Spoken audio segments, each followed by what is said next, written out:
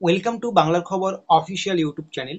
তো আজকে আমরা আপনাদের সামনে একটা খুবই গুরুত্বপূর্ণ জনপ্রিয় প্রকল্প নিয়ে আলোচনা করব, যেই প্রকল্পের মাধ্যমে আপনারা প্রত্যেকেই 5,000 টাকা থেকে 25,000 টাকা পেয়ে যাবেন সরাসরি ব্যাংক অ্যাকাউন্টে। কি সেই প্রকল্প, কোথায় গিয়ে আবেদন করবেন, কোথায় ফর্ম পাবেন, আপনারা এর জন্য যোগ্য কিনা, সমস্ত কিছুই কিন্তু আপনাদের জানিয়ে দেবো আজকের এই ভিডিওতে। তার আগে অবশ্যই বলবো আপনাদের, যদি আপনারা নতুন হয়ে থাকেন, যদি আপনারা আজকে আমাদের এই ভিডিওটা নতুন দেখে থাকেন, অবশ্যই কিন্তু চ্যানেলটা সাবস্ক্রাইব করে অল নোটিফিকেশন অন করে রাখবেন। এর ফলে কিন্তু রাজ্য সরকার, কেন্দ্রীয় সরকারের যত রকম প্রকল্প রয়েছে প্রত্যেকটা প্রকল্পের গুরুত্বপূর্ণ আপডেট সবার আগে আপনারা কিন্তু এই বাংলার খবর অফিসিয়াল ইউটিউব চ্যানেলে পেয়ে যাবেন। শুধু প্রকল্পের আপডেট নয়, দেশ বিদেশে যা গুরুত্বপূর্ণ ঘটনাগুলো ঘটছে, ট্রেন্ডিং ঘটনাগুলো যেগুলো না আলোচনা করলেই নয়, সেই রকম ঘটনাগুলো কিন্তু আপনারা এই বাংলার খবর অফিসিয়াল চ্যানেলে সম্পূর্ণ বাংলা ভাষায় নিজের মাতৃভাষায় পেয়ে যাবেন। ঠিক আছে? তো আজকে আমরা আপনাদের কাছে যে প্রকল্পটা নিয়ে আলোচনা করব, এটা মূলত কৃষকদের জন্য। আপনারা জানেন, পশ্চিমবঙ্গের বেশিরভাগ কৃষক কিন্তু ক্ষুদ্র কৃষক বা প্রান্তিক কৃষক।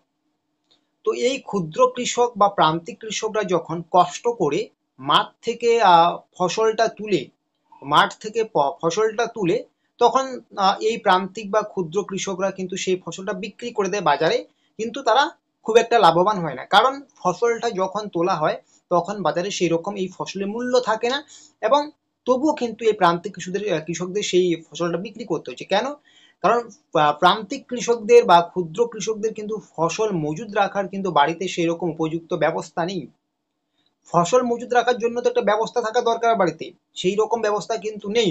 তার জন্য কিন্তু প্রান্তিক বা ক্ষুদ্র কৃষকদের এই যখন ফসলের দাম নেই তবুও কিন্তু বাধ্য হয়ে সেই ফসলটাকে বিক্রি করতে হচ্ছে। সেটা হতে পারে পাট, হতে পারে ধান, হতে পারে গম, বিক্রি করতে হচ্ছে।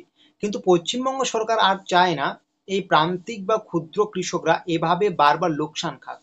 তার জন্য কিন্তু পশ্চিমবঙ্গ সরকারের জন্য সরকারের পক্ষ থেকে একটা প্রকল্প চালু করা হয়েছে কৃষকদের জন্য। সেটা হচ্ছে যে আমার ফসল আমার গোলা। এই আমার ফসল আমার গোলার মাধ্যমে কিন্তু প্রত্যেকটা প্রান্তিক ও ক্ষুদ্র কৃষককে বানিয়ে দেওয়া হবে একটা করে ফসল রাখার গোলা। ঠিক আছে? যেখানে কৃষকরা কিন্তু তাদের ফসলটাকে মজুত করে রাখতে পারবেন, এবং যখন বাজারে একটা ভালো দাম চলবে তখন কিন্তু প্রান্তিক কৃষকরা সেই ফসলটাকে কিন্তু বিক্রি করে দেবেন।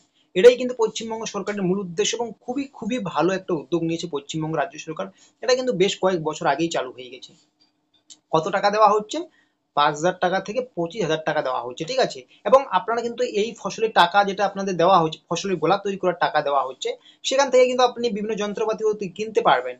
যদি আপনি মনে করেন 25,000 টাকা আপনি পেলেন, সেখান থেকে একটা ছোট্ট গোলা তৈরি করলেন, এবং আপনি কিন্তু সেখান থেকে একটা ছোট্ট গাড়িও কিনতে পারবেন, মানে ফসল যাতায়াত করার জন্য। সেটা হতে পারে ভ্যান, অটোরিকশা, ছোট যেগুলো একদম সামান্য মূল্যের প্রাইজের। সেই ভ্যানের মাধ্যমে কিন্তু আপনি আপনার ফসলটাকে কিন্তু বাজারে গিয়ে বিক্রিও করতে পারবেন।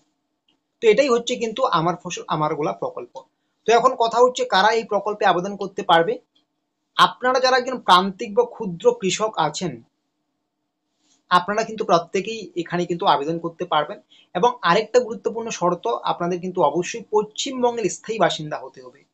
যদি আপনারা পশ্চিমবঙ্গের স্থায়ী বাসিন্দা হয়ে থাকেন, অবশ্যই কিন্তু আপনারা এই আমার ফসল আমার গোলা প্রকল্পে আবেদন করতে পারবেন।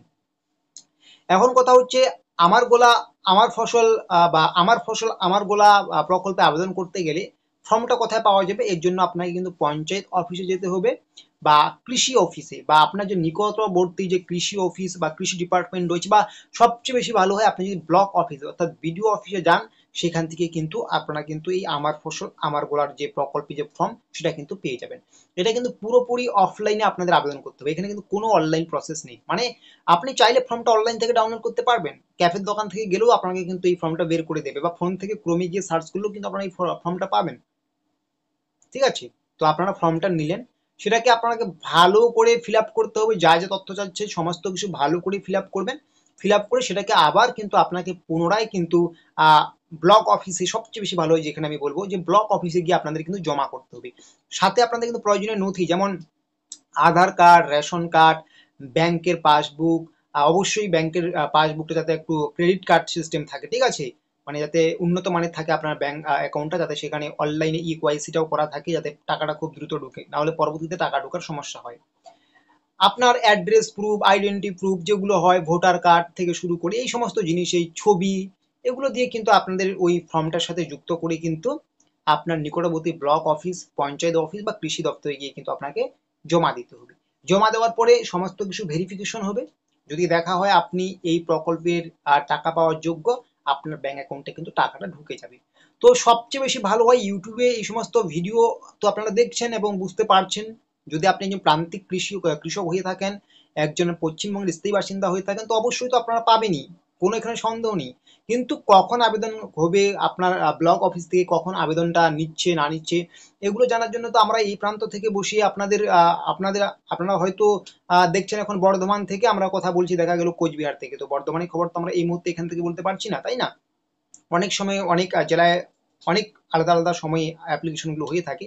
তার জন্য কিন্তু অবশ্যই আপনারা আপনাদের যে ব্লক অফিস রয়েছে বা পঞ্চায়েত অফিস রয়েছে, সেখানে কিন্তু যোগাযোগ করবেন যে আপনাদেরকে এই মুহূর্তে কি এই আমার ফসল আমার গোলার যে প্রকল্পে যে ফর্ম সেটা দেওয়া হচ্ছে কিনা। যদি দেওয়া হয়ে থাকে অবশ্যই আপনারা নেবেন। যদি আপনারা একজন স্থায়ী বাসিন্দা হয়ে থাকেন পশ্চিমবঙ্গের এবং প্রান্তিক কৃষক হয়ে থাকেন, সেটা নিয়ে ফর্ম ফিল আপ করে যাবতীয় ডকুমেন্টস যুক্ত করে আপনারা কিন্তু আবার সেটা পুনরায় সেখানে জমা দেবেন। এবং ভেরিফিকেশন করার পরে আপনারা কিন্তু ৫,০০০ থেকে ১০,০০০ টাকা আপনার যা যোগ্যতা রয়েছে, আপনি যা ডকুমেন্টসগুলো দিয়েছেন সেগুলো দেখে যা মনে হবে আপনি যে ক্যাটাগরিতে পড়ছেন, সেই হিসেবে কিন্তু আপনার ব্যাংক অ্যাকাউন্টে টাকাটা ক্রেডিট করা হবে।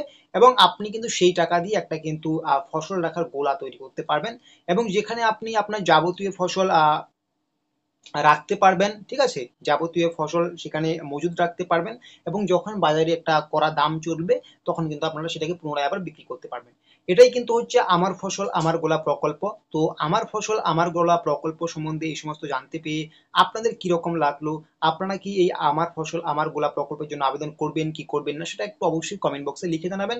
আর একটা কথাই শেষে বলবো, যদি নতুন হয়ে থাকেন তো অবশ্যই কিন্তু সাবস্ক্রাইব করে অল নোটিফিকেশনটা অন করে রাখবেন।